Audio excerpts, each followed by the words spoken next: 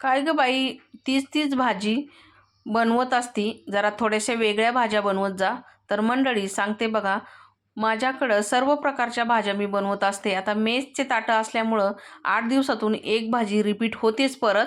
आणि प्रत्येकाच्या घरी होती. ज्याच्या घरी होत असेल त्यांनी नक्की कमेंट करा, त्यांचं नाव मी नक्की घेईन चॅनलवरती.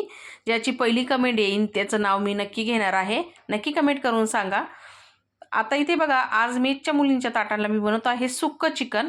तर इथं कढईमध्ये तेल गरम करून त्याच्यामध्ये कांदा, अद्रक लसूणची पेस्ट, पिकलेला टमाटर चिरून टाकलेला आहे बारीक असा. आणि मस्त असा कांदा टमाटर गळूस्तोवर चांगलं परतून घेतल्यानंतर त्यामध्ये मी सुके मसाले ॲड केलेले आहेत. आणि मस्त परतून घेतलं. शिजवलेलं चिकन त्याच्यामध्ये टाकून मिक्स करून घेतलं. नंतर त्यामध्ये मीठ आणि कोथिंबीर टाकायची आणि मस्त मिक्स करून घ्यायचं.